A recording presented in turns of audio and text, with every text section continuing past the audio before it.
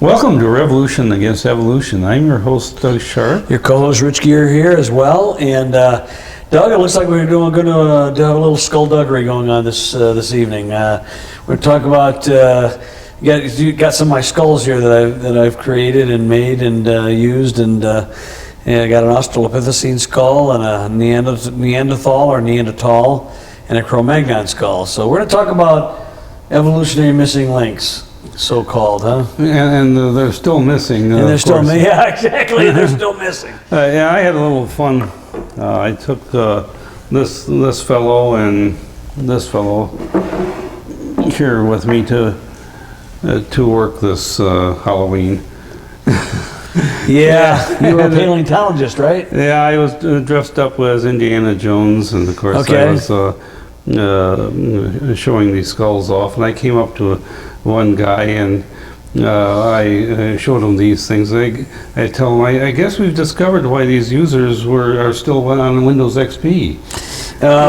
Okay. Now, it turned out that was ironically not very funny, because this guy had a Windows XP machine and it just died on him. Oops. So it was a bit of a... well, he laughed, but he said, ironically, I've got a real problem here, because he is running an archaic batch process that, apparently had some importance. So he's been trying to recover since, and so. Really? So, well, we won't get off in the field there. Well, anyway, Doug, the point of the exercise here is, okay, everyone growing up, at least from our generation, I don't know how about the young kids, how much they're hearing the same thing, but I suspect probably still pretty similar. If you were a primitive knuckle-dragging ape-like idiot, they would call you a Neanderthal. Right. Okay? Yeah. Neanderthal has really suffered from a lot of bad press over the last century and a half. When was it discovered? 1856 or something like that? Yes. Yeah. And Marcel Boule was the fellow who. Yeah, Boulle or something like that. Boulle, and I think what he did, and I think one of the things that Dr. Eric von Fange points out is that he actually got the jaw on wrong. Yeah, the reconstruction was really. They showed in modern. Anyway, there's an article. This fellow here. Yeah, there's an article we're talking about here that talks about how they've gone back and reconstructed or reconstructed the Neanderthal or Neanderthal. See, it's Neanderthal or Neanderthal based on whether you make the TH a hard T sound or a soft T sound. But it's the Neander valleys where it was discovered. Interesting. There was a minister, I guess, and for a corruption of his name. Well, it was no, it wasn't a corruption of his name. It was named after him. Named after him. Anyway. His name was Joachim Neander. Oh, was I thought it was something else. And he was he wrote the hymn "Praise to the Lord, the Almighty, the King of all creation." Praise to the Lord. That's the one, yeah. Yeah. I didn't realize that was it, but anyway, it's interesting because the name, I did not know this, Doug. Did you know this? It means new man. Oh, yes, yeah. And so the evolutionists say, oh, here's a new man, but a minister might take it in a different way. When you are born again, you become a new man. That's right, yes. So I think it's kind of fascinating. But anyway, the long and the short of it is that you look at the Neanderthal skull and the modern, or the Cro-Magnon, which is really a modern human being. There's really not a whole lot of difference. They just use it to make you feel like they have more evidence for evolution. And the more they research it, Doug, unless I'm mistaken, they keep finding him to be more and more human-like, which is what creationists have said all along. That's right, yeah. And one of the things I want to point out is that when you line these in an evolutionary sequence, it's actually revolting in the way it is sort of racially. It traditionally has been very racially, the Neanderthal was shown with the darker skin and the hairier lips, and all kinds of, but the more gorilla. But they would say more Negroid type. It was really like that. I mean, it was bad. Yeah, when we went to Strickfontaine Caves, remember the pattern they had on the wall? It was actually very much racially in the racial sequence, you know. Yeah, we haven't really talked a lot about this in recent times, but Jerry Bergman's written a lot about this, and there's a lot of creationist literature that's talked about the racial, not even implications. In the beginning, it was very blatant, Doug. It wasn't even subtle. Very racial. We're not going to talk so much about that tonight. At least I wasn't planning on it myself. But the idea, Doug, that the creationists have had pretty much a strong belief that you either have humans or you have apes. Right. Okay? You don't have a bunch of missing links going from ape to human. You either got a gorilla or an ape or a chimpanzee, an extinct one perhaps, or you have variants of human beings. In fact, it's interesting, Doug, what I've been reading over the years with Neanderthal, there's a lot of speculation whether Neanderthal just interbreed with Cro-Magnon and then basically disappeared and became modern man and all this kind of stuff. Because we're not going to try to tell you that there were no differences in Neanderthal skulls and modern human skulls. There are, but they're kind of interesting, Doug. In fact, in some respects, I would think, especially who was the guy buried alive, Quozo. Yeah. Makes a speculation that ages your skull continues to grow as long as you live, and also some of so in other words some of the traits might be based on how long the skulls were when they were found. He was asked the question, and he answered the question as a question I had. Well, they found Neanderthal babies or Neanderthal kids. Do they have the brow ridging? And the answer is they don't. Right, yeah. So, well, how do they know they're Neanderthals? Because they're found in the cave with the Neanderthal skulls. So they just assume they're the same. So what his premise is, a lot of the brow ridging is because bones in the skull continue to grow as long as you live. Unlike the rest of your body, the bones stop growing at really an age of maturation. But there are some other things, Doug. There's an occipital bun in the back of the skull. There's a little bump out there. And there's this thing too. You talked about the gracile. I was just saying it's more gracile and yes, not as robust as the Cro-Magnon. It's a much more look at dense type of a this skull. thing here. This is pretty substantial here.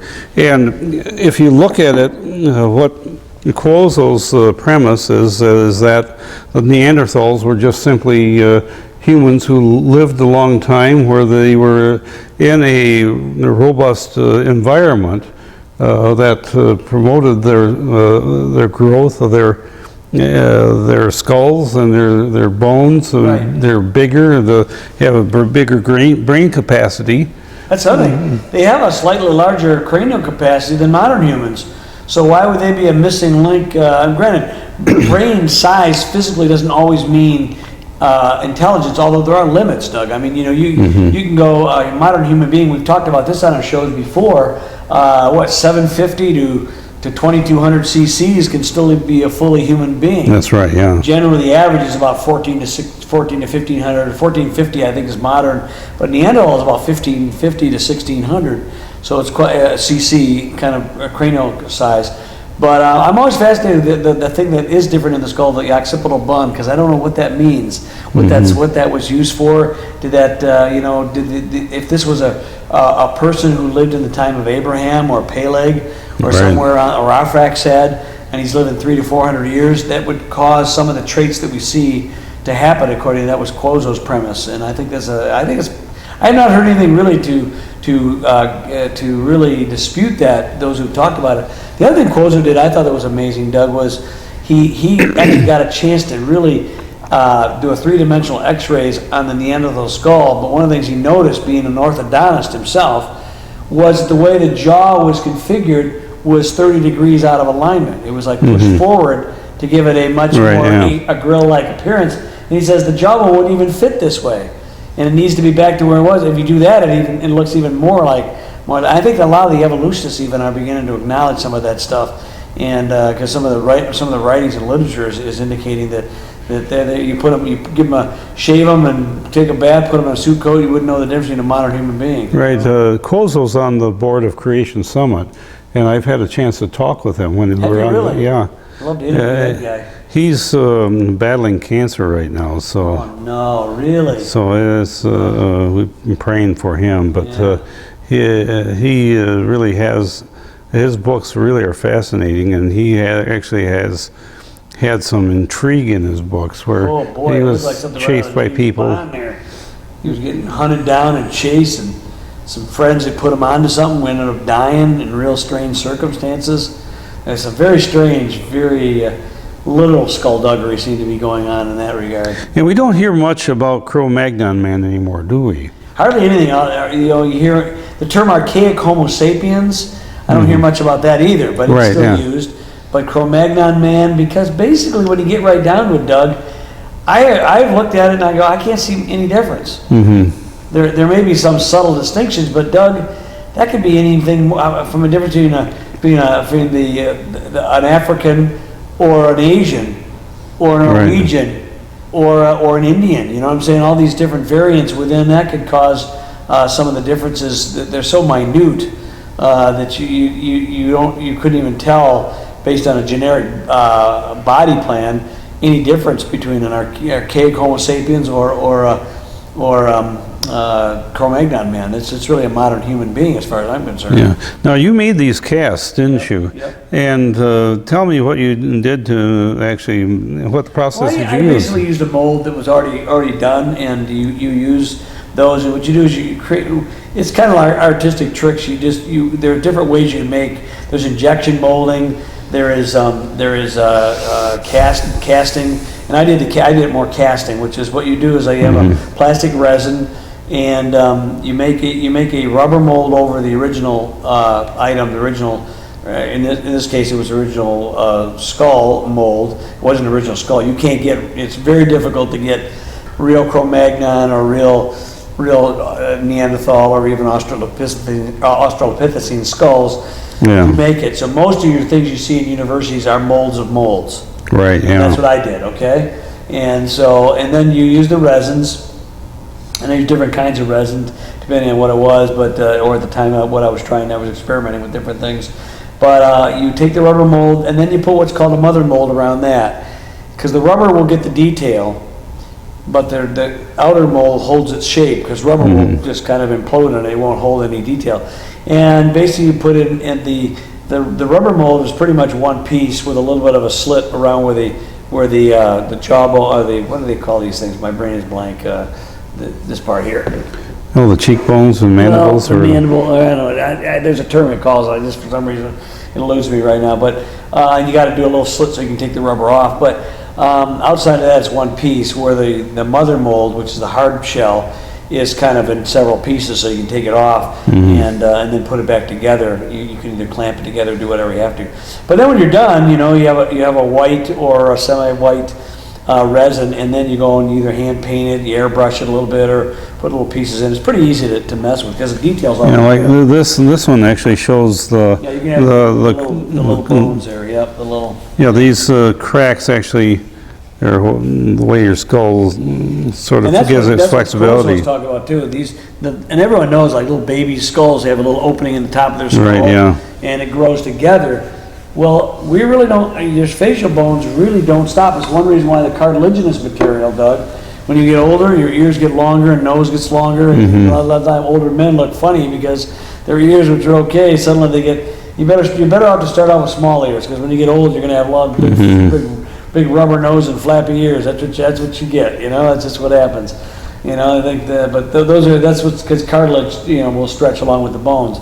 But I think it's fascinating, Doug, to think about that. The more they discover about Neanderthal and Doug, another skeleton, which is interesting. Lubinow, who's written a lot of books, he's updated it, but Homo erectus. Really just means upright man. It sounds a little obscene almost based on modern things, but it's an upright human being or upright homo. Basically, that's the class of man. But they call it Homo erectus. Like he's even more primitive than Neanderthal. Neanderthal oftentimes now is taken, if you still want to make it as sort of a prehistoric man or an old. It's sort of a sidebar, or one that disappeared by intermarriage with Cro-Magnon. But Homo erectus is kind of interesting because its cranial capacity generally is a little bit smaller, and so they make him even an earlier man. But the reality is, it still fits within the parameters of modern man. It's got a 750 to 900 cc cranial capacity, and it's got that same occipital bun on the back of its skull that Neanderthal does. Yeah. I find that fascinating, Doug. And so really what you have is these several different skeletons that are really classified as modern man in various forms. And then you have apes over here, which was what we have over here. This is the Australopithecine skull right here. That's just the front part of it, the back part was missing. But yeah, again, that was made out of a resin that I cast it with, but that was the mold I had. And it's interesting, Doug, because the big thing about Australopithecine, and Doug and I we've done several shows on this, because our adventures out in South Africa, the Sterkfontein caves and a lot of stuff over there, they are really, really promoting that now, Doug, because it's like they're on the map now with these Sterkfontein caves. But yet when we first went there, Doug, it was become very, very obvious that something we had been arguing about for 30 years, 20 years anyway, about whether the knee joint was an upright thing, what the hands and feet looked like. Really, the argument was kind of settled at that point in time, and once again, the creationist prediction turns out to be accurate. The Lucy-type skeleton, the Australopithecine, whether it's gracile or robustus, have more ape-like hands and feet than a modern chimpanzee. You know, I think that's fascinating. And they still refuse in many institutions. Doug's trying to get a word in edgewise. You can tell I'm on a roll here. Sorry about that, Doug. I apologize, but this is one of my favorite. But you go, Michigan State Museum in our neck of the woods, St. Louis Zoo, Chicago Museum of Natural History.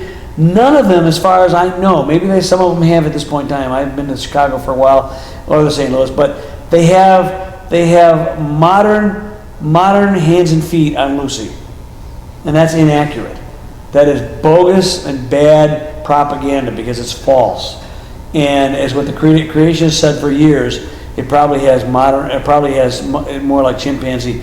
Doug, what's the reason why they have modern hands and feet on Lucy and the Australopithecines? Well, they're trying to make them on their way to becoming human. But what is their justification? There's a thing in the fossil record over there. Well, the Laetoli footprints, That's exactly it. Tell people a little bit about that. We've talked about it before. It's worth repeating. Well, they have the Laetoli footprints were found near some of the Australopithecine fossils, and so they figured that that's where they come from.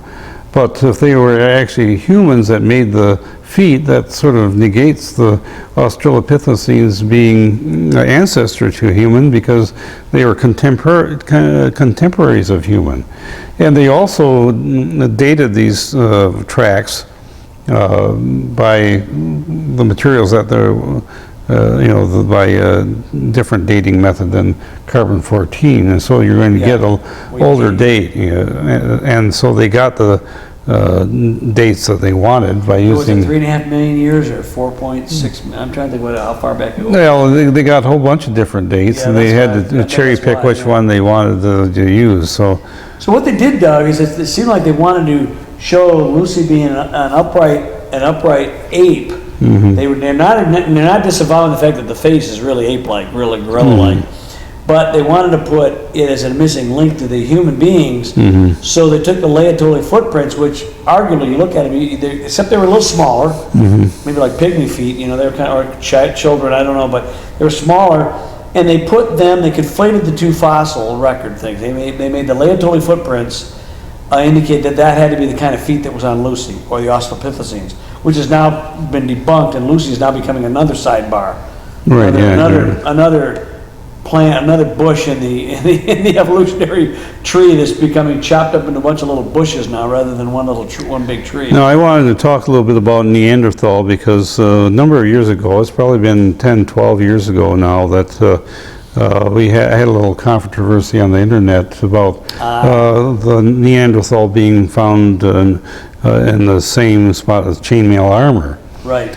And actually there's a lot of examples of this where we have late survival of the Neanderthal type, actually living Neanderthals, people classified as living Neanderthals, and things of that sort. Throwbacks, Doug. And so